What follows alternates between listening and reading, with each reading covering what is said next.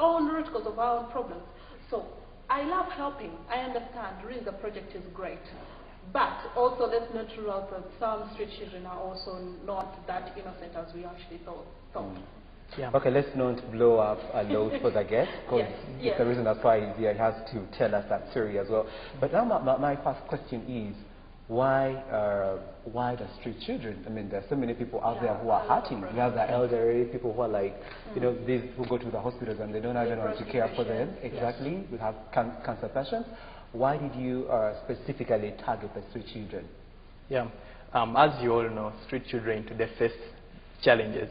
Yeah. Like today morning, as I was walking to this station, I met a boy of around 6 years sleeping on a box on the street. And that's around 6 a.m. But those are challenges. All of us know that they miss out on education and all those. But then there are 3 challenges they face that many of us in Uganda and overseas do not know. For example, child trafficking. Yes. Long time ago, as I shared at the project launch, they used to target people in homes, car parks. This girl is moving out. They put her in the car and take her off. She finds herself at the border. And then in Asia or Europe, as a sex slave or a forced laborer. Today they discovered that does not work out because the parents of these children keep following them up. So these people target street children. Remember, for the police to act on your case, you have to report. A parent has to go and report, a guardian reports, but who reports the case for a street child? No one does. And when you look at this, all these child traffickers are targeting street children, which is very wrong.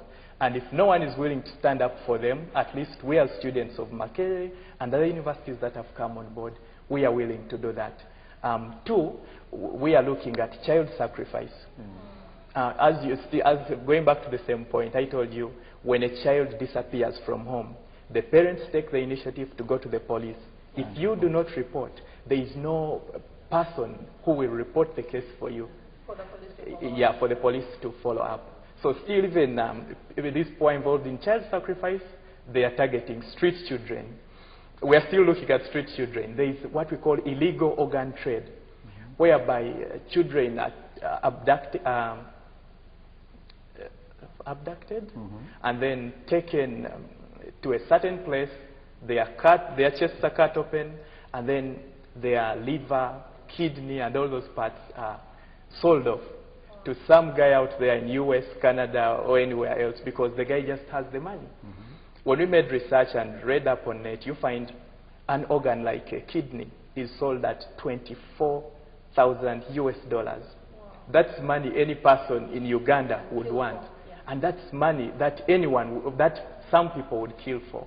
And when we look at all these things happening and they are not talked about in the papers, they are not covered well on the news, we're like, it's time for us to act.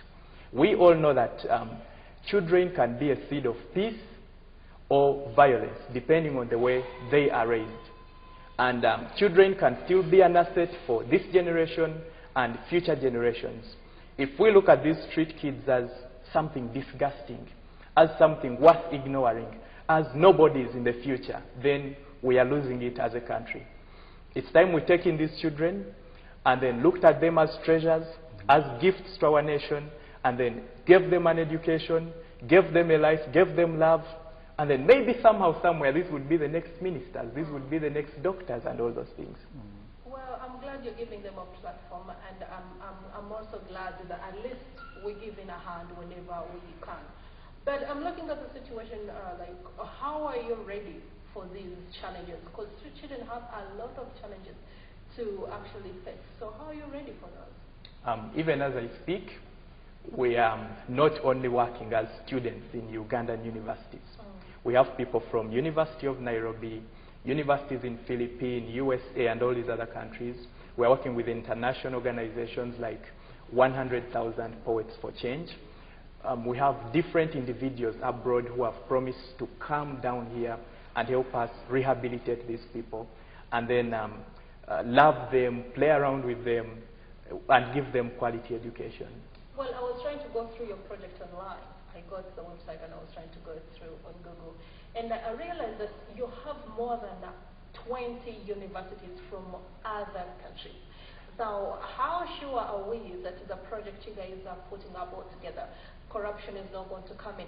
Because at the end of it all, these people will be sending money, and I'm sure. Our university students have lots and lots of needs. Yeah, this is where we're going to see you putting on Gucci suits or holding an NHP laptop or something like that. So cruising expensive how cars. are you assuring us that even if you're given the opportunity for these street children to be catered for, how are you assuring us that the money given to you or any kind of assistance will clearly go to where it's supposed to go?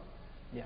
I'll give you a brief background. When I was growing up, I somehow thought life was all about me, and I always wanted good things.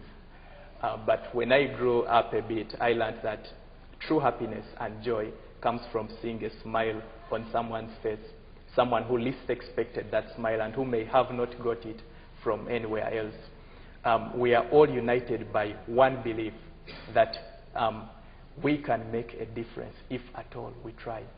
And when we are handling the money, it's not that me as a director, I keep the money myself. We have an accountant and we have to get over 4 signatures before money is gotten. And then even after the project, these different students from universities, different people from abroad will be here in Uganda, and we shall sit and assess the project, look at how did we spend the money in details. Well, Now, Amy Christine, one thing I know about street children is that it's a very big topic. Yes. If you do not address the root cause, yes. you get them off the street, and 2 months down the road, the streets will be filled up again. Now, why don't you specifically take a look at the challenges and find a way of addressing these challenges so that from the sending point, we don't see other children getting on the streets again, instead of like you taking them off, because it would be like you're just waiting for them to be on the streets and then you take them off year after year, which might be very expensive. Yeah, I get your point. And that's one thing we looked at in 2001 when we had just started the organization. I remember from that time to now, the project is still going on. It's called Youth for Youth Project, headed by one of our members called Gad, still a student at Makerere University. We visit schools and then talk to these children about self-esteem, abstinence, HIV/AIDS, and success in life. You'll find some